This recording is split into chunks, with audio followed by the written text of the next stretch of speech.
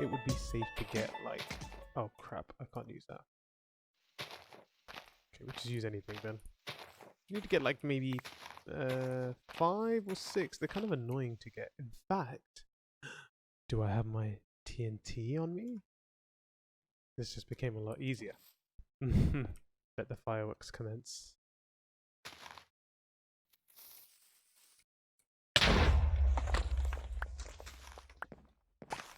Here we go. That's our first view. How many did we get from that? 2. I mean, nothing life-changing, but we'll take that.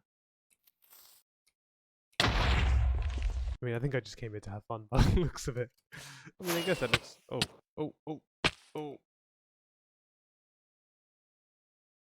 I'm gonna eat before I die. What we will do... Just gonna dig 1, place, and light.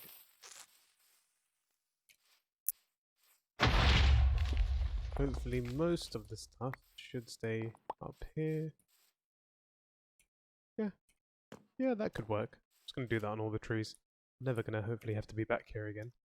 Although this would be a really cool biome to build in. I'm kind of looking at it now, and it's if you build something like proper deep in here. Ooh, I think I have an idea. So one of the ideas I had for this series in general, or for this world in general, was to at some point make a museum of hostile mobs, non-hostile mobs, rare blocks, stuff like that. I haven't really thought it too much through. The conceptual idea of it is there, and this might make a really cool project at some point. Now, it's not something I'm planning on doing like anytime soon, but I think if I forget and decide to build it somewhere else, someone remind me please. That'd be great. So I've got 21. Okay, I've got 21. And I think I am gonna... I think that should be it.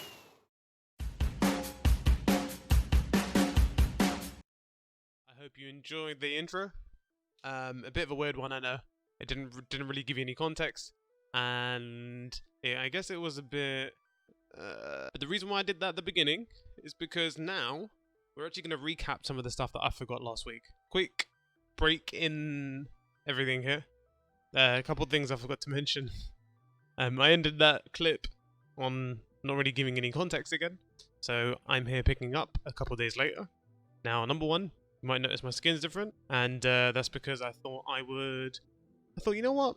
Let me get something personalized. So I made one myself. It didn't take very long. It took like 10 minutes, which you can kind of tell from the way it looks. Yeah, nothing amazing. Anyway, but the real reason why we're taking this break is because I didn't really explain what we're going to do next. So the next thing to do is we're going to go look at the Blaze Farm Festival. You ready to see the awesomeness that is the Blaze Farm? Now, okay, so it's nothing amazing.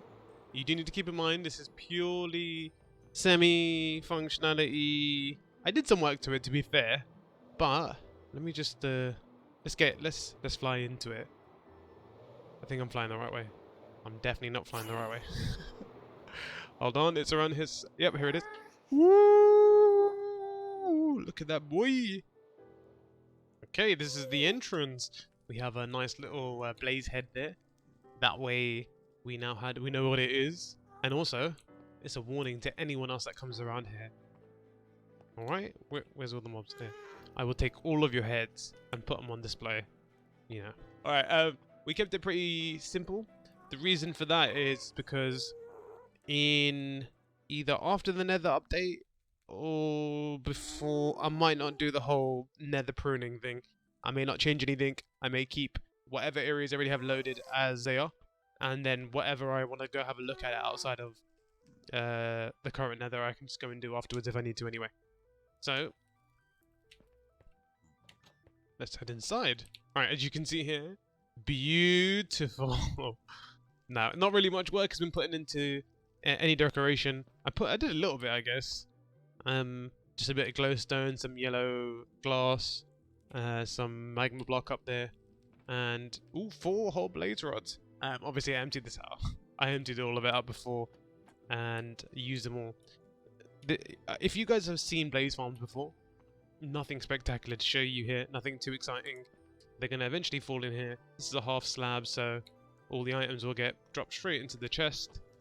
And is there any spawn? There you go. Yeah, some of them there. They'll drop down in here in a sec. But either way, it was just enough to get things going. Once I get the fortress farm up and running though, should have blaze rods for days. Few little swoofs. Sometimes they go up, I don't know why. But anyway, a few little swappadoobles. And that's it. And then we get them all in here. See, had 4, had 10 now. Is there anything else you need to know about this? Not really. However, seeing as that we are here, might as well go just check it out, just in case you don't know what blaze farms look like or how they work. Let's show you. Alright, so this is the main of it, I guess. All that happens here is... I guess they're floating right now because they're trying to pathfind to me. But essentially what happens when I sit in that corner, they will drop straight to the bottom of this glass layer. They will, for some reason, see magma blocks and fall down there. And then they will come into my little chamber for me to, you know, get some slicing done. And, I mean, I guess blaze spawners for the win, man. Because if the only other way to get it was to either have a fortress farm or just hope that they pop up in a fortress, that would suck. And it means brewing would be hard. Brewing would be harder. I guess you don't need a lot of dust. What do you call it? Blaze dust powder. Blaze powder. You don't need much of it to create potions. But for end rods, forget about it. Anyway, one space above the spawner. Oh, there you go. They already start falling. Yeah, they're just following me at this point. They'll fall over here, and then when I'm standing in that corner over there, this is an entrance. That's a bit weird. Anyway, they'll fall in there. I give them a few sweeps, and that's the end of them. To be honest with you, it was way quicker than I thought. I thought blaze farms take ages. They are a pain because the blazes will not stop spawning no matter what you do. The old trick of torches and stuff like that, if you built before, you know that does not work. Hey, dude.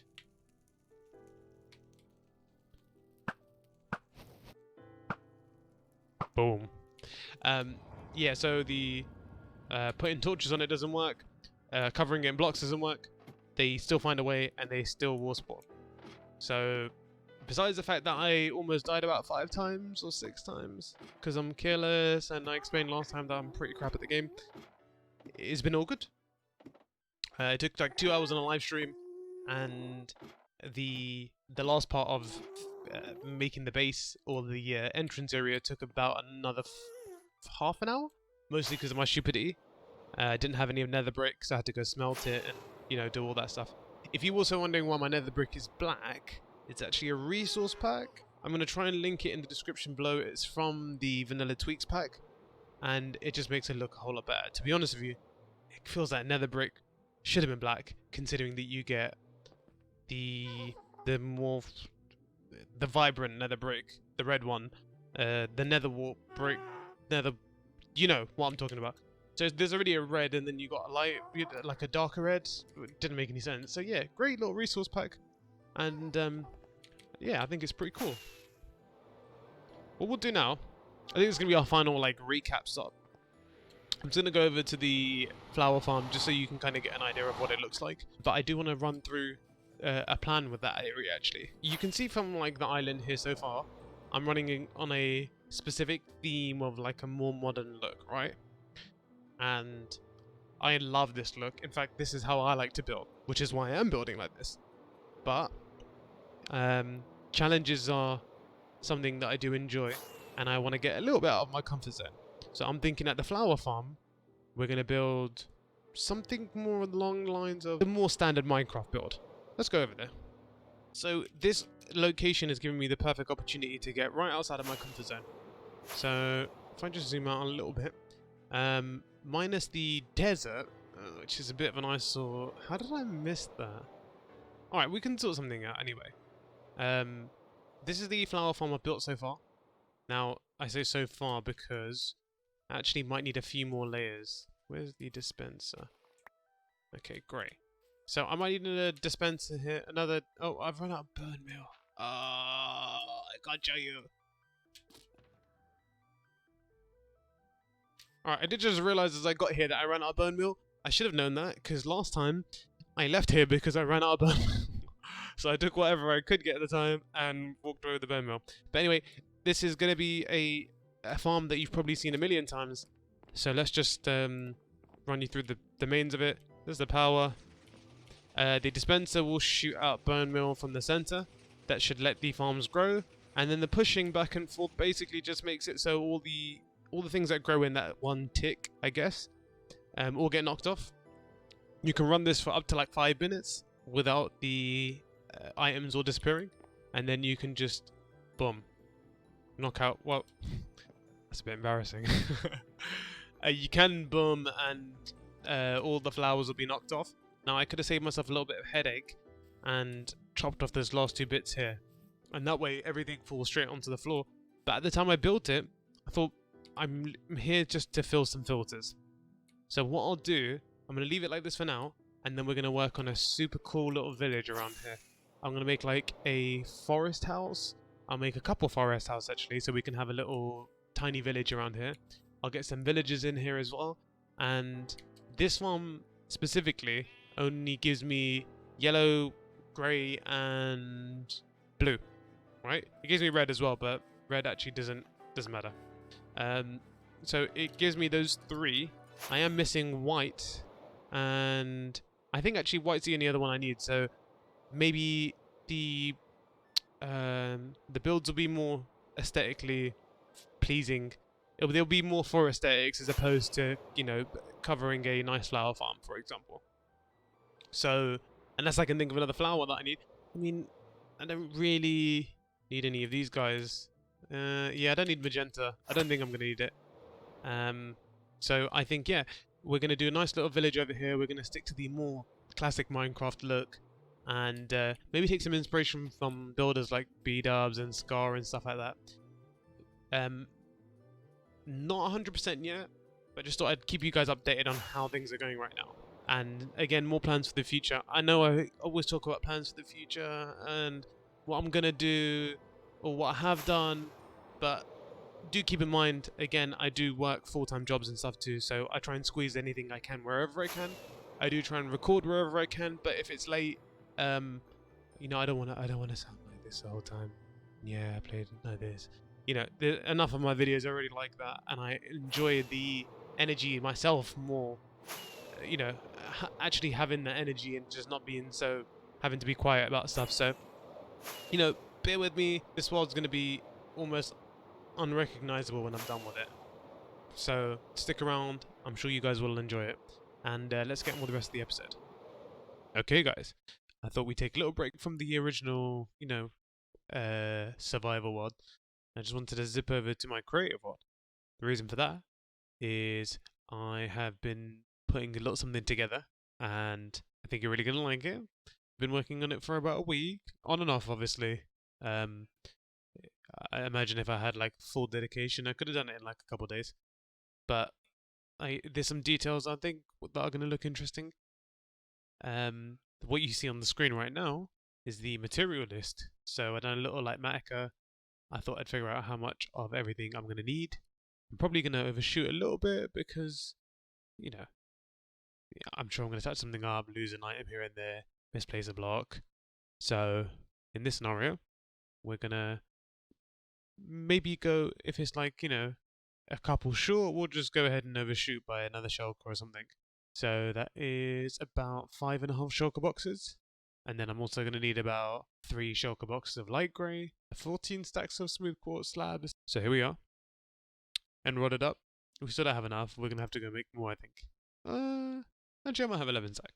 We'll see. This is where things start to get kind of like, it's reasonable together. The main things to get are going to be the grey concrete and the light grey concrete. I don't need this. That was a like a measurement block I put in there. Obviously didn't remove that, so we can go ahead and ignore it. Yeah, anyway, so I think it's time to start collecting all the resources together. I need like 10 shulker boxes of sand. Well, 5 of gravel, 5 of sand. I think I might cover that. And you know what? Let's do it. Alright, we're doing a take 2. Well, I'm doing a take 2. Because the storage on my hard drive ran out, so I have to do this whole thing again. What happened was, I was in the middle of gathering resources. Well, I was in the middle of a live stream actually, and the plan was to get all the stuff together. And as I was getting the stuff together, I realized fantastic way to get loads of carpet, which I decided last minute to kind of incorporate into this whole thing. So I decided, instead of finding all the gravel and sand, which, to be honest with you, I think I've got enough of it anyway, so I think this is probably the better thing to focus on.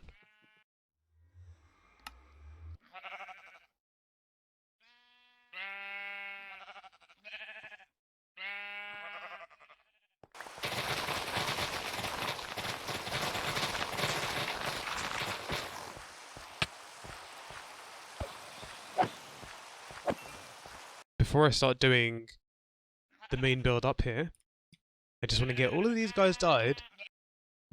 Ah, there he goes. I've been watching this guy for 20 minutes, and he didn't eat the grass right in front of him. So this is completely pointless.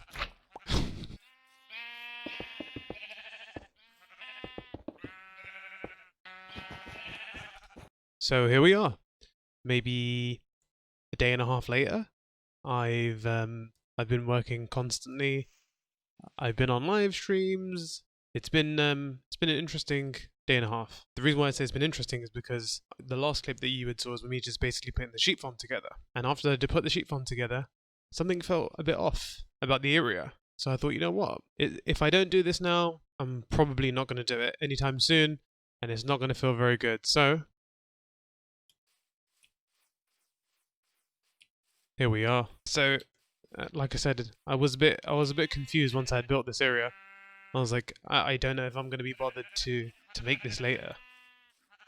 Because, to be honest with you, just having that one there and then this in the middle, keeping in mind it was kind of built for symmetry. I thought, you know what, I'm going to pull the trigger on it right now. And I did, which is quite surprising, to be honest. I thought it would be kind of long to do, but once I got in the rhythm of it, it definitely felt satisfying. I'll tell you some of the changes I am going to make though. Number one, the storage area over here, that's going to have to go. I'm going to centralize all of the storage, so I'm going to get the honeycomb, I think it is. The honey bottles and all the carpets in the center over here. The second objective after that is to change all the flooring. So essentially what I want to do is somehow combine the building together with the central storage area over here. And then I do want to eventually start joining all the buildings up. Now though, I think I'm probably going to end the episode there. The reason is I'm going to probably work on the rest of this area, and then we're going to get the rest of the items together for the storage area. That's going to be the next episode, and I'm sure you guys are going to enjoy that one too. If you have any questions, leave them in the comments. Otherwise, like, subscribe, all those good things.